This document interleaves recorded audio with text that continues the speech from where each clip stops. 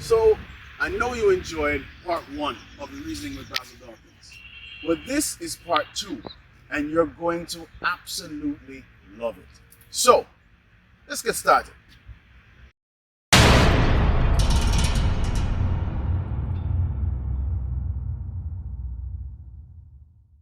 And you can say anything you want. Black, that is when I formulated something that I understood that is with me up to now. And I say it all the time. And people don't like it, but it's true. You see, when you're black, poor, come from a country, and nobody don't know your father, if you live, you have to suck salt through a wooden spoon. Nothing is going to be easy. Is when I found out that people literally laughed. Who is he? So when you see him script, him can talk English, him can write in English. Then when him now go ask Bim and Bam and them kind of things they want to say, because most foolishness and he's never been in a pantomime and him call himself actor and producer and so me almost give up again because I couldn't get any theater. And then one day I got a message from, I think it was Trevor Neern, Okay.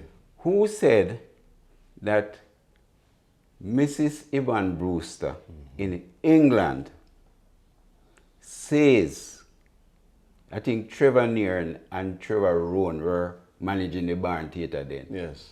Mrs. Yvonne Brewster from England says that little fellow who has this script and want to get it produced, Barn must. Did you know Yvonne at the time? No, sir. The only thing I knew about her is that she directed one of Trevor's play. I don't remember if it was, I don't remember which one it was then. One of Trevor's earlier plays. It could have been Schools Out, right? And I heard about her. She used to like read news before she had migrated, but I never knew anything about her. And so I get Barn. And that is a big thing. Barn was the kind of cradle for modern new. Absolutely, It was Theatre 77 with Trevor Rowan and all of that. So them promised to give me for a month or 6 weeks or something like that. So, of course, when you get it now, it's more problems again, because you cannot you have say, to know what to do with it. Anyway, my friend took me to his banker. No, my father-in-law lent me $2,500, right? Me get $2,500 from a credit union, so me have five. And Orville carried me to him banker, NCB, gave the banker one of him equipment, expensive equipment as security. Wow. And the banker gave me $3,000. Wow.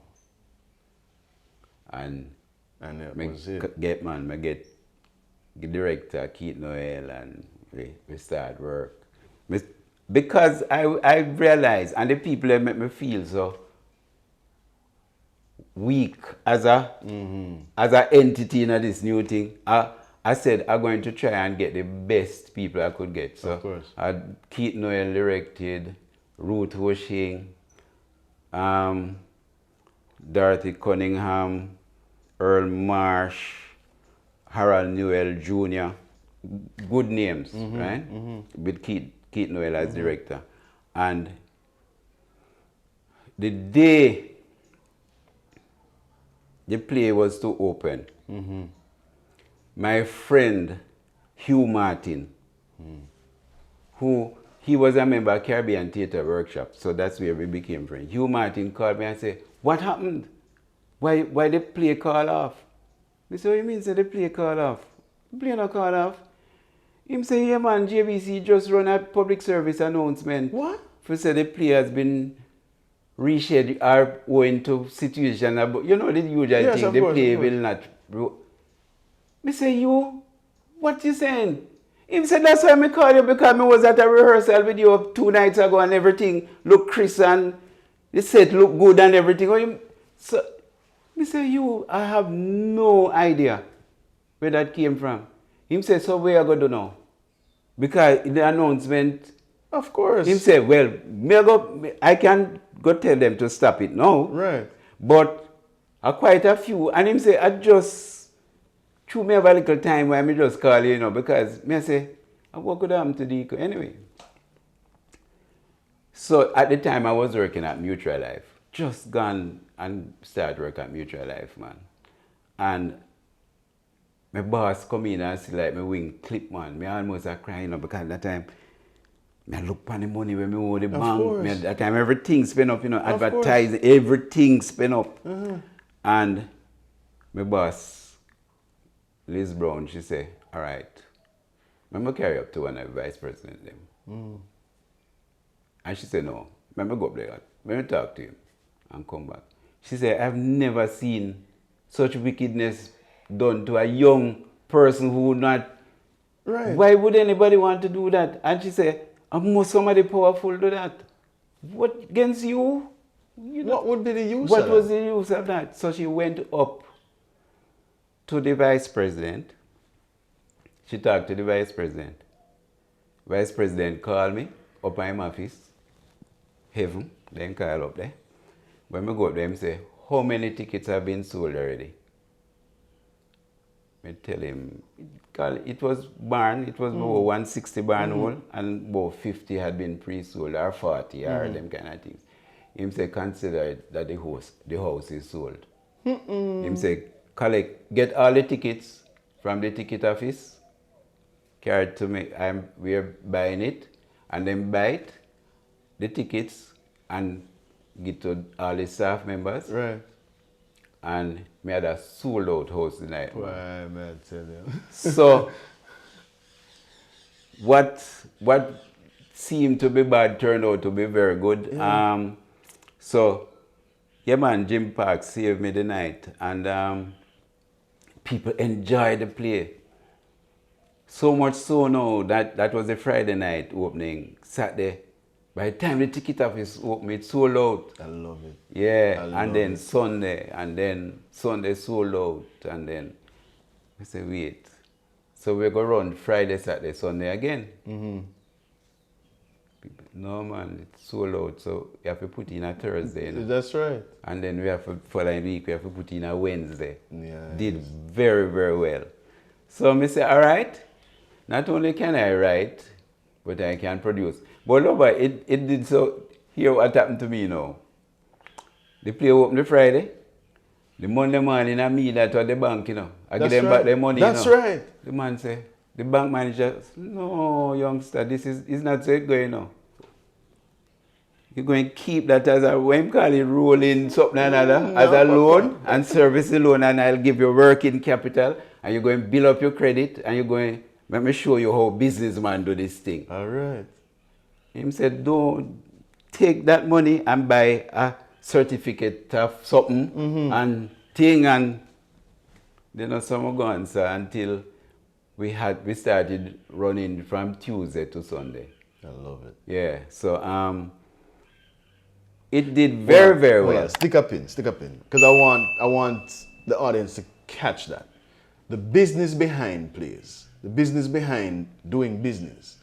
It's not about quickly paying off a loan. No. It's about learning how to manage. The cash flow, what's Yes. coming, how to manage it, and how to use other people's money through a bank, through an institution that understands your goals and objectives, Right. and so on. For example, it was the banker who told me that you have to make sure that you're putting away money for the next production. Right.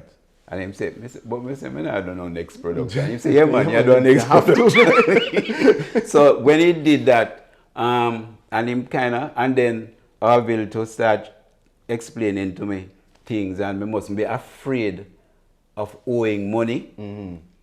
We must only be afraid of owing money when we're not able to pay back. Right. But, and them start teach me the practical lease of doing a business. All Not right. even a theater business, but a business. If So, you can think of one piece of advice that you would give business-wise for a playwright, for a director, what would that advice be?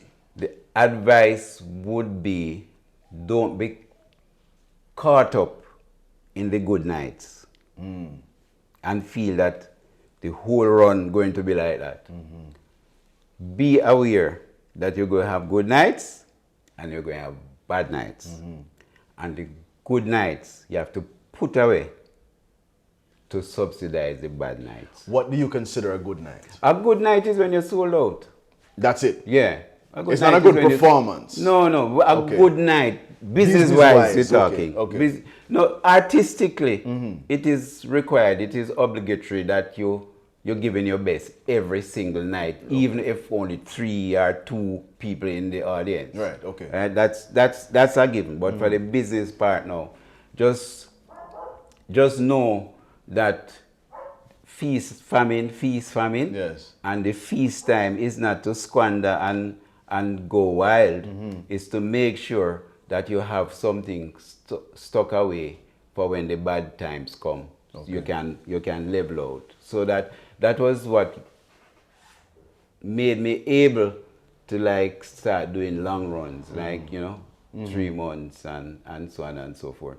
So basically, the business part of it, I always divide my head into two parts when I'm doing a production. While I'm writing, I am an artist, and I have all the quirks and the peculiarities of an artist. But once I've handed over that script to a director, I'm no longer the artist. I mean, I am available for consultations. If they're into a funny spot or the script not clear upon use the actors and actors and director having an argument as to intention and so on and so forth, they can call me in for that. And if I feel that I have to intervene, I will. But basically, businessman after that. Business are dealing with making sure that the audience is going to be happy, making sure that the actors, I can meet the obligations to them, making sure that you're building a brand. We never know say a name at the time. So, so what is the brand? The brand is, I'm going to be dealing with relatable issues in a serious issues in a artful way where it is easily communicated without offending, and I will mix the bitter medicine with some sugary comedy, so that you find that I don't do straight drama or tragedy or thing, but in my world, in the middle of seriousness, you can get joke, and in the middle of joke, something serious can happen. So me no need. I mean, I guess academics segregate it, drama, and this is no. I'm telling you a story, and this story going to have all the things that life presents. I want to touch on something though. When you went to college and you got your first degree, it was in what? Politics, government. Exactly. Good. So I wanted to understand, you were not trained, you were just put in and kind of molded into this person who we see today. Is learn as you go. Learn as you go. I remember, it's a strange thing. When I left high school, I went to work in the courts and I got a scholarship to do law. When I came up, the faculty was in Barbados then. Barbados can't find my file. Mona can't find my file. So them say cut in social science until them sort it out. Well, about 3 weeks after, I get a telegram at Taylor Hall to say that I'm to be on a flight to Barbados to start the law or something. So I said, no sir, I'm not go through that again. I just deal with freshman's week and I get accustomed to Kingston. I can't take on Bridgetown right now. So the compromise was that if I got an upper second, they would waive the first year after I got the degree. I say, all right, me work with that. By the time I graduate, I'm never interested again. Well, I tell you. So, but what happened is that I find that when you work in the courts, there's a level of performance art Yes, that is of there. course. So I kind of had that. And then I came now, I did the workshops. So I wouldn't say, me never go no formal nothing. Right. But by osmosis, I pick up the things, hang around people, look at rehearsals, reading scripts, that kind of thing. So now, you were molded by your environment. You put yourself in this thing. Have you allowed youngsters to come in and learn in your environment? Yeah, man. I always try.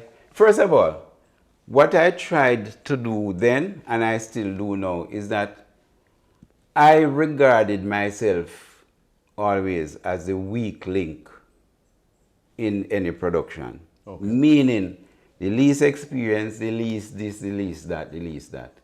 So what I would do, I would aim for the best available actors and see if they were interested in carrying it. So that, for example, that is why your father, Charles Hyatt, did so many of my productions. Because he was the best at what he did. And him just happened to like me script them. So when me and him became almost like brother or father and son because of that. We toured together, we did plenty plays, we did it. Right? Leonie, Forbes, the same thing. So after a time, I developed a reputation for writing satisfactorily, but the actors and the director would make the product look good. My view is that it don't make sense you have a Mercedes-Benz and put kerosene oil in it. You're not going to get a Mercedes-Benz performance. Yes, yes. So I went for the best of what there was.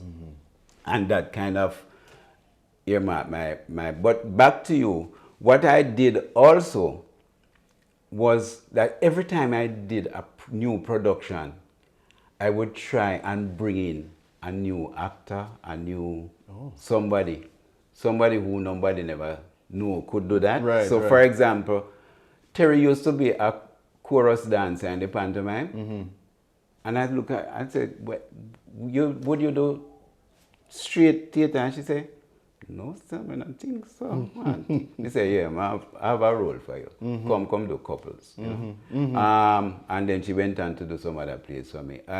Sakina. And then there were other people who were like stage managers and what happened after a time though is that because I used to tour in the latter days, I used to tour so extensively, you find that plenty of them couldn't come because them couldn't either get off the time or, you know, you needed more full-time people. But to any extent that I can bring in somebody, a new talent, I do. Sometimes I don't get them in my production, you know, but I get them in somebody else's production. Right. You understand? Makes sense. And I still have a thing where when I run a play, Saturday afternoons, 5 o'clock, all students over Edna Manley can come for free. Okay.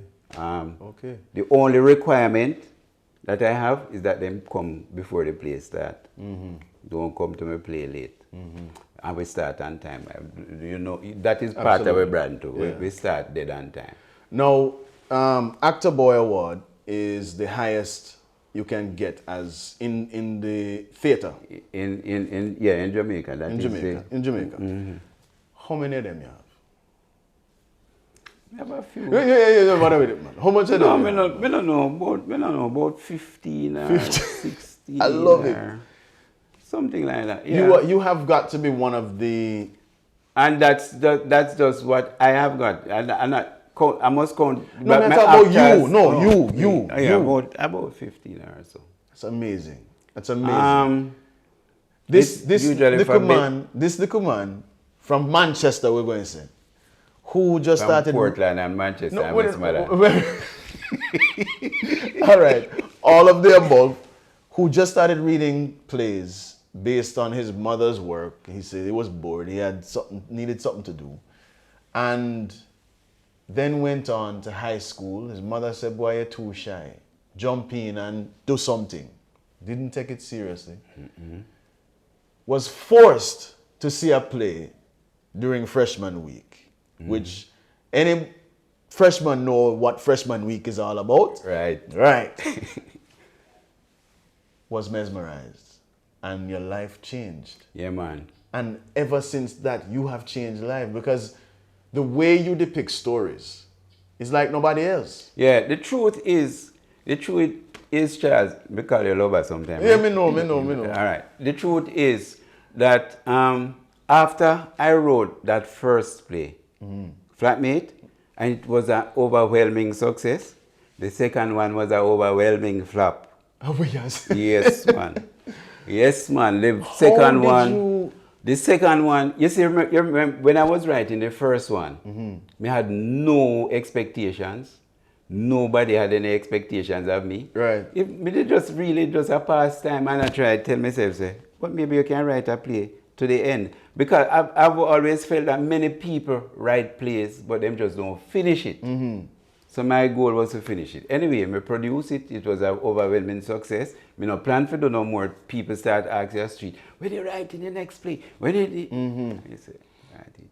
And then we start thinking about girls like you. And That's right. thing. And me say, I go write one next play, and me start writing it. But all the things that I should not do, all the wrong focus, the hype and the ego and the thing, came pouring into that play. Wow. Play flop, man. Get some sordid reviews, some terrible reviews. And we kind of said to myself, say, all right, I'm good still. I have a corporate work. I mean, I don't really need this. I not subject myself to that again, though, because it's embarrassing. You know? People, you watch people in the play and them walk out, intermission, then I go back and all them things there. You know? Yeah, man, I get it, man. Oh, you get the It full was deal. all roses. And then, I said to myself one night, then you're going to make people remember you as a failure. That you come as with a one-off thing and you do well, and then you get a little jerk up on your thing. And I say, all right, I'm going to come out of the business because I have other things. But I'm going to write a good play. Make them remember me as this last good play. And then I wrote Couples. And Couples was an overwhelming success. And just ran. And then after Couples now, boy, I realized that you can learn from your mistakes, you know. You see, everything that I did wrong in that second play, name again. I don't remember what it is. I don't even have a script of it. Everything, I remember I would consciously, everything that I think contributed negatively to that one, we flip it. We flip the mindset, you know, and start concentrate now on quality, start deal with the audience, satisfying them, them pay to come to your thing, them could have go somewhere else, respect them, require my actors to respect all the things, the important ingredients that make for real success, not fenke success. And that did it for me, and then it's been an upward trajectory still. It certainly never has gone back. I must also say though, that was about the time when I decided, but me not really, me just write by the fly. Me not really know how to write. Me not know the craft. So I like went to the School of Drama and asked them, could I do a program in playwriting that was not full time? Can me have my work. I don't want to know the whole for other things. I'm not going to teach drama. We just want to know the rudiments of the discipline, that may have a kind of academic and theoretical underpinning of the craft, so that, you know, me not fly and not just go by stream of consciousness. We have some kind of grounding, and there was none. So what I did at that time, there were one or two books on dramatic writing, playwriting, but there are not many, and I don't find that they were written well. Not well enough for ordinary practitioner like me. Right. It was more academically centered. So what I did, I started to read books on screenwriting, and there are millions of books on screenwriting. And so I kind of studied. I have, if you go upstairs, I have a screenwriting library, and I've read all of them. There are 3 books that I read every year, over and over. Maybe not completely, but especially just before I'm going to write. But I think that I'm a better screenwriter than I am a playwright. All right, stick a pin. Have you written for the screen? Not directly. I have, but true, me know say them hard to come to fruition, and I'm a results person. What I've done, Charles, is use the education that I've acquired from screenwriting. So my plays are not straight plays. They are screenplays that are crushed and put on a stage. Right. So that it's easy for any of my plays to be expanded out to a movie, because they are, so that in the latter days, for example, I am saying to myself, really and truly, actor boy judges, it's unfair to ask them to judge my work as a play, because it's not really grounded in the theories of play as such. It's more more of a screenwriting effect, and so, but that is how it was, and I kind of like the idea of not being necessarily conventional. That, you know. So you've been at this for so many years. Yeah. You've accomplished so much. What is, and this is going to be our last question, because Time ago. you have something to do. Is what? Oh. You No, man, we something have to time. do. Man. You have time. Okay. With all these accomplishments that you've garnered, what is your next goal? What is your next level of achievement? All right. I thought before COVID that it would be mentoring, passing it on, and so on and so forth.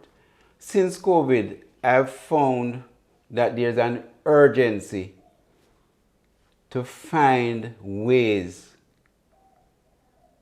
to make theatre survive under these constraints. Remember, our situation is we can't really social distance in the theatre. In the theatre, no. Actors can wear masks and social distance on stage. And Right. so as long as those are the precepts by which we have to live during the COVID, and we don't know for how long, the urgent question is, how do we cause theatre to survive? And the answer is to use the digital technology. Okay.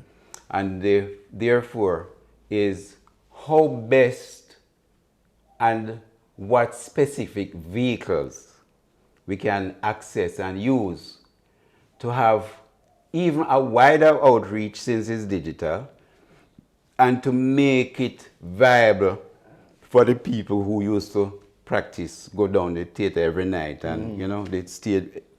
So that is my preoccupation now. Okay. So I am looking at running with my last play that was unceremoniously aborted because of COVID. I'm going to find a way to digitize it and find appropriate platforms more, yeah, you want to make back some money and so on and so forth, and you want to pay your actors and so on. But I want to see the pathway to make it viable and long term, so that it can be a credible vehicle even after COVID for us to reach the diaspora, for example. It's something like how the schools now are going in face and then online. Right. You can choose which one you want. We're not going to kill face to face. Right. Because that is the real thing. Right. But there must be a way to carry it to the people and to cause the practitioners to get in and continue with the craft. At the same time, observing the limitations of COVID, you know? Well, so that's the urgent thing right now. Well, I definitely think, well, I know that the capability is there. Yeah, Because definitely. It's being practiced elsewhere. right. And so it's definitely able to be done here. Because people love theater in Jamaica. Yeah. Right? And we want access to theater. Indeed. So if it is that you can come up with a new way for us to access theater. It's not no new way. It's Well, I mean, ways, new but for a way, us. Yeah, but to get it in such a form, we have all kinds of challenges. Once you go and do e-commerce and the thing, and most of the people don't use credit cards, and most of my demographic, the audience demographic is old, them don't want any computer thing. Right. So there's a lot of things that we have to look at, and that's my preoccupation now. Okay. So like the meeting I'm going to after this is all about that. Okay, good. Because Wonderful. and not only must it be reachable, it must be affordable, because people are in hard times. You can't come up with a product that is going to charge people what you never used to charge them. It has to be inexpensive enough that they can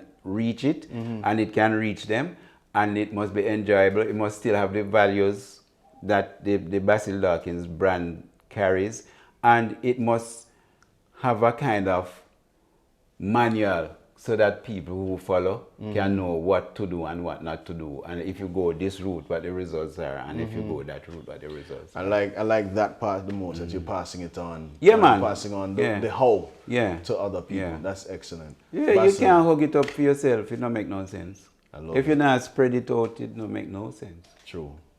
Thank you, my brother. Respect, man. Thank you Thanks, so much man. for sitting with us at Good News Jamaica. I know you enjoyed it, but I want to hear in the comments what you thought.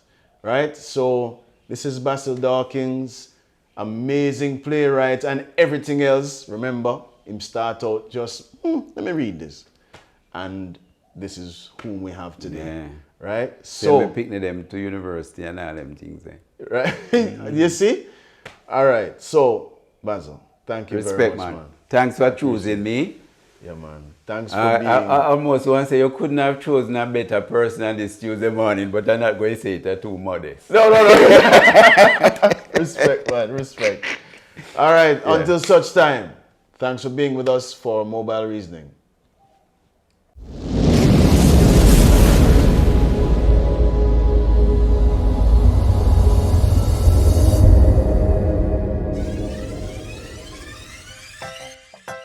Thank you for checking us out on Good News Jamaica TV for content that informs, inspires, and transforms. Please like, share, leave a comment, subscribe, and hit the notification bell for more positive Jamaica content.